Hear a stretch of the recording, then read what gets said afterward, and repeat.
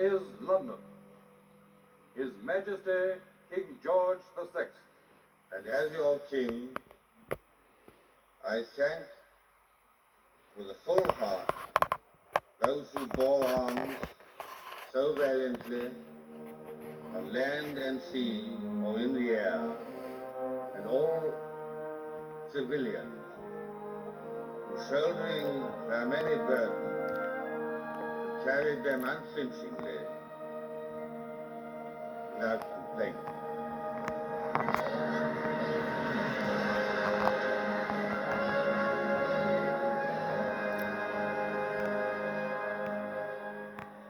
Please welcome to the stage His Majesty the King.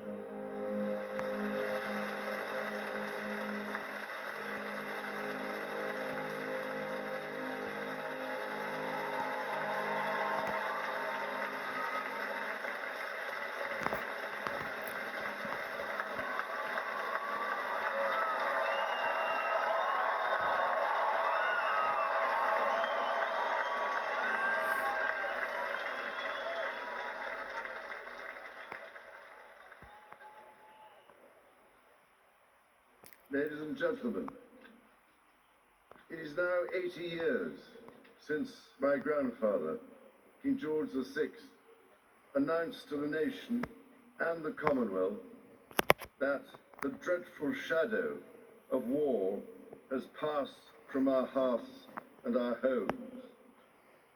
The liberation of Europe was secured.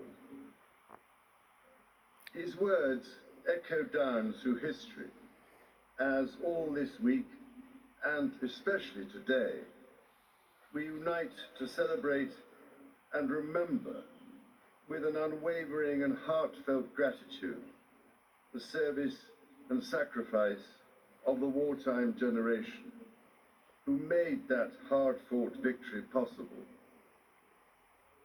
While our greatest debt is owed to all those who paid the ultimate price, we should never forget how the war changed the lives of virtually everyone. Now, as then, we are united in giving utmost thanks to all those who served in the armed forces, the uniformed services, the home front, indeed all the people of this country, the Commonwealth, and beyond, whose firm resolve and fortitude helped destroy Nazism and carry our allied nations through to VE Day. That debt can never truly be repaid, but we can and we will remember them.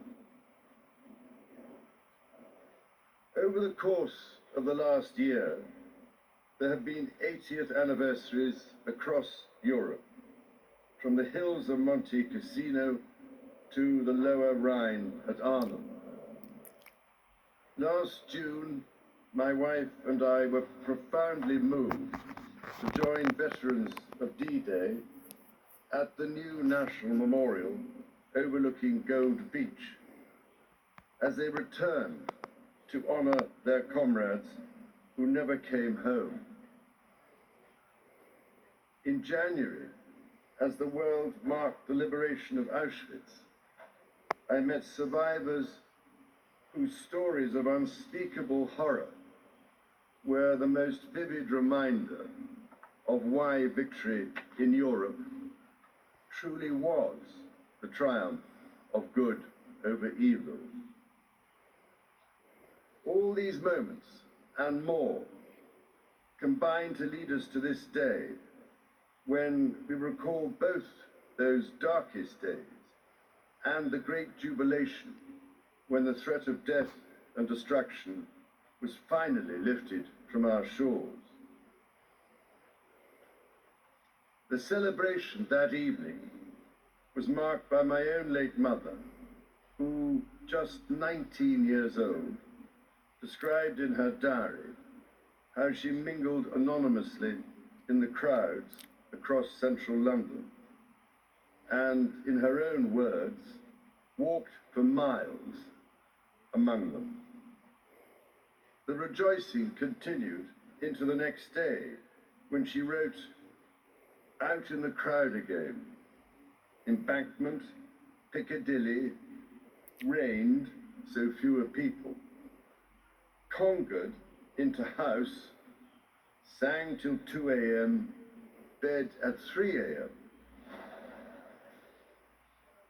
Ladies and gentlemen, I do hope your celebrations tonight are almost as joyful, although I rather doubt I shall have the energy to sing until 2 a.m., let alone, for that matter, to lead you all in a giant conga from here back to Buckingham Palace.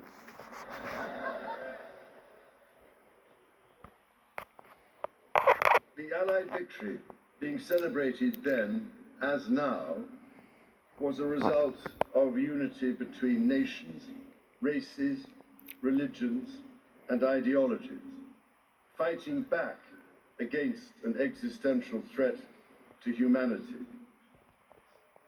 Their collective endeavor remains a powerful reminder of what can be achieved when countries stand together in the face of tyranny.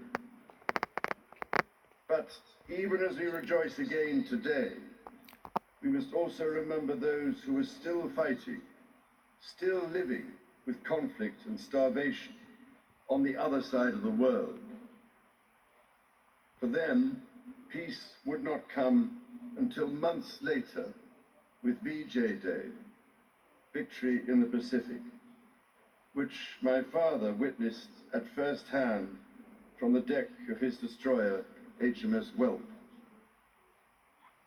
So, in remembering the past, we must also look to the future.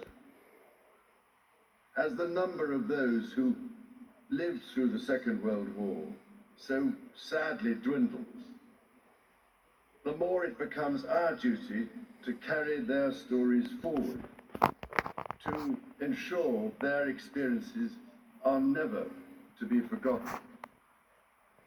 We must listen, learn, and share, just as communities across the nation have been doing this week at local street parties, religious services, and countless small acts of remembrance and celebration. And as we reach the conclusion of the 80th anniversary commemoration, we should remind ourselves of the words of our great wartime leader, Sir Winston Churchill, who said, "Meeting jaw to jaw is better than war." In so doing, we should also rededicate ourselves not only to the cause of freedom, but to renewing global commitments to restoring a just peace where there is war, to diplomacy, and to the prevention of conflict. For as my grandfather put it, we shall have failed, and the blood of our dearest will have flowed in vain, if the victory which they died to win does not lead to a lasting peace, founded on justice and established in goodwill. Just as those exceptional men and women fulfilled their duty to each other, to humankind, and to God, bound by an unshakable commitment to nation and service, in turn, it falls to us to protect and continue their precious legacy, so that one day hence, generations yet unborn may say of us, they too bequeathed a better world.